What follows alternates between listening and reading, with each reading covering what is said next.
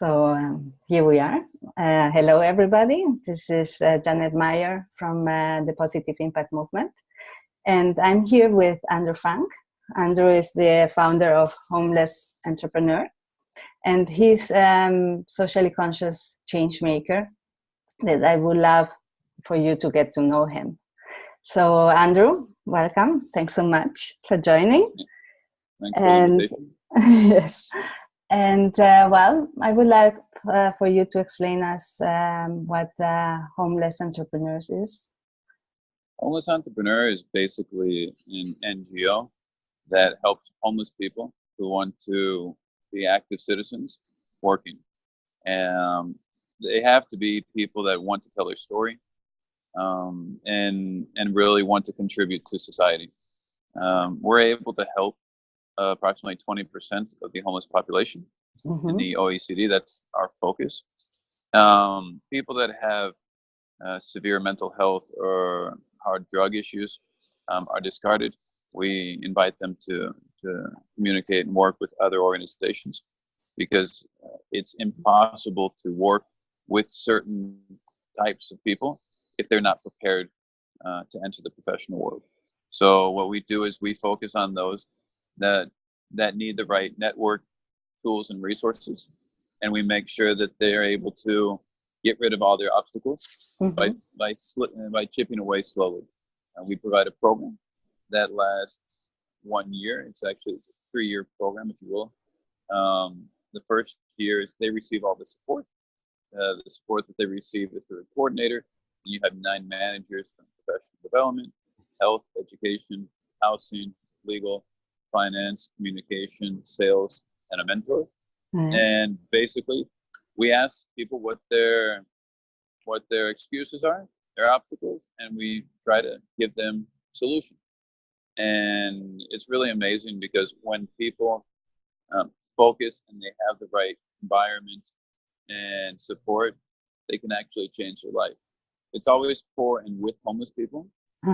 It's not assistance. It's empowering people in a very specific way, and then sharing those success stories with others so that way people know it's possible. So we try to help people rediscover who they were personally and professionally and inspire everyone in the process. So it's getting all the stakeholders involved and understanding that governments, university, private companies, NGOs, and citizens should take part of that process. And really, everyone's a citizen, so there's no excuse. You have different structures, but really what Homeless Entrepreneur is a movement, if you will, that inspires society to end homelessness by including those that are in it. That's probably the simplest explanation I can give. That's wonderful, very deep. And where are you based?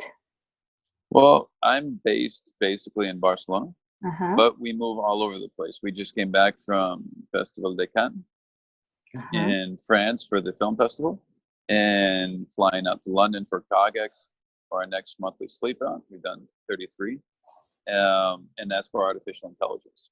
So we're based in Barcelona, but as you know, we have a global network, and we move all over the world to try to connect with those that care about ending homelessness, and that can lead us to places like Finland for the Smart City Nordic event. In Brazil, we have to go to Sao Paulo, November 5th to the 10th, for Welcome Tomorrow. And we move around, but we're based in Barcelona, but because of internet, we're able to connect with the entire world. So as we get invited to go to different places, as we move around, our network organically grows. So it's hard to really stay based. We're based in Barcelona, but it's something we're working on so the model is scalable and we can have more than one base. Yeah, because well, it's the awareness around the globe, which is important, because we all can help wherever we are. But for the homeless, you're now working in Barcelona, or Barcelona and Tarragona. In Tarragona. We tend to attract homeless people to Barcelona. Okay. So if someone's in Galicia, for example, we have a case in which think it was Cantabria. They actually came to Barcelona because we have more structure. Okay. Okay. So it's about having the structure and resources, and then they get the training and look for the work. And we don't need to be in 1,000 different cities. We need to have a headquarters. We attract talent. We attract homeless people with professional skills, and they look for opportunities. And you know, if you're willing to change your life, sometimes you have to change cities, Yes. like any professional. And then depending on their opportunities and options, they can either go back or they can stay where they're currently at. But we're mainly focused on helping homeless people within Barcelona and Tarragona. But we also have worked in Madrid, and we also have a small chapter in Seattle. Oh, okay, perfect. Oh, good. Oh, good. And would you be able to explain us a success story? Yeah, I mean, yeah, you have. I'll give two different types of success stories. Uh-huh. One is Ramon. Uh-huh. He was homeless for 15 years in Tarragona. That's a very long time. I don't know what you were doing in 2003, but he entered the street. No. And 3 months ago, he started working near the port in a warehouse, and he just got a raise a month ago. And so he's paying for his rent. He's working. He's happy. And we also were able to get him help with his teeth, because he had been missing about half of his teeth, I think. And we were able to get all that changed for free because of the support of the dentist.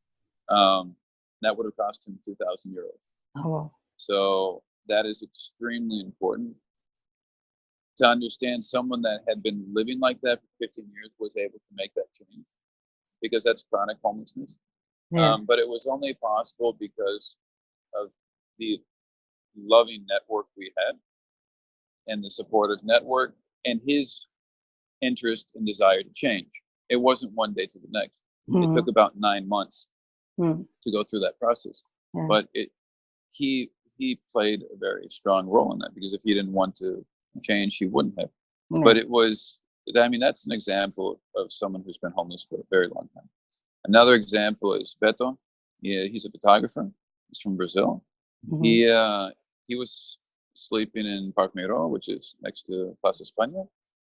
And he decided to sell Kleenex to buy a camera. I don't know how long it would take you to sell Kleenex to buy an 800 euro camera, but in his case, he was able to do it in a month and a half. Wow! Because people were buying the story, they weren't buying the Kleenex. And now he participates in press conferences for Football Club Barcelona, and he's doing what he loves. He also, right now, he's doing a side job as well to make some money, and he's been able to change his life because of his talent, which is photography. So Wonderful. You have two cases. One is professional skills. Mm-hmm. That was homeless for a very long time. And then another one is someone who is able to focus on their talents. And when you think about homeless entrepreneur, everyone's like, well, not everyone can be an entrepreneur. I'm like, yeah, well, not everyone can be a good person too, right? Like you can go into a lot of different debates. But the reality is, homeless entrepreneur refers to the fact that they're all homeless, and you need an entrepreneurial spirit to change your situation. Yes. So you have to start up your life, which is much more complicated than a company, because a company can go under, and most of them do, but you have to get back up. So starting your life up takes an entrepreneurial spirit. Yes. So those are two examples of success stories. There are many more, but those are to see two sides of the coin. Someone who's been there for a very long time and has professional skills that he can focus on, and another person that has talents that he can actually use to change your situation. Yes, and in both cases, the change starts with them at the end. No. Well, if they don't, I mean, it does have to start with them, because the way that they contact us is we don't go looking for people in the street. And if we do meet people in the street, we always give them the telephone number of the coordinator, and that's Juan Carlos. They have to make the first step. If they don't contact us, it's because they're really not that interested. And if they're not willing to send a message or to call, they're not going to be willing to go through a 1-year program. Mm-hmm. So the filter is really them. Our success is directly related to their success and their interests. So the more they participate, the more they advance, and our limits are theirs and their limits are ours. So, I mean, that's in that sense, everybody has to want to improve, and then understand that failing is not failure, and it's part of the learning process. Yeah, that's true. And I really want to also highlight who you are, okay? Because you're a socially conscious change maker. And I want to show the person behind the project. So what's your background story? How did you come to do what you do? Well, basically, I had to solve my own problem. Uh-huh. I had raised 300,000 euros for a company, Mm-hmm. and my first son was going to be born, and so it was supposed to be the best moment in my life. There was the organization was mismanaged, and that led to spending the 300,000 euros in 6 months. We burnt that very quickly, and then there were problems at home. So work, home, and then I became homeless myself.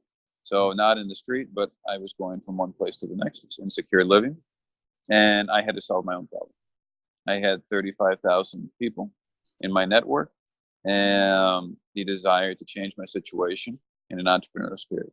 So what I did was I took a terrible situation and I converted it into an amazing opportunity to help myself and many other people. So basically, I had to go through a very hard moment in my life, and I was able to turn that into an opportunity to help not only myself but many other people. And that's how the organization got started. And there's nothing more motivating than solving a problem when you have it. So I also realized that I learned what my limits were, what I need and what I don't need, and to understand I'm much more afraid of living a life that I'm not proud of than debt or things that other people might be concerned about. So I decided to focus my life on creating a model that made sense. And now we're working on the economic sustainability. So that way we can help ourselves. We've helped 10 people and get sustainable jobs and housing. And now we're working on sustainable jobs for ourselves. So we're association. We're currently looking to raise 252,000 euros to turn the association to a foundation, to have a home/hub, and to be able to help 60 people in the program. So I'm very proud of what we've done, and the community that's behind it is really what makes everything grow. Yeah. And so when I see us being included in conversations in Argentina, in Finland, in the United States, and many other countries, it means what we're doing makes sense. And now we're at the stage of creating the board of trustees and creating the structure, so that way we can help many, many more people. So at the end of the day, I'm the crazy guy who had to solve one problem for one person and was crazy enough to think that it was possible to scale. And so far, it seems like I wasn't too far off. No, not at all. It's you must be very proud. Well done. And yes, so well, I just wanted you to get to know Andrew Funk and NGO she has founded. So thank you so much for having been with us, and yes, and having had the time. Thanks a lot. Thanks.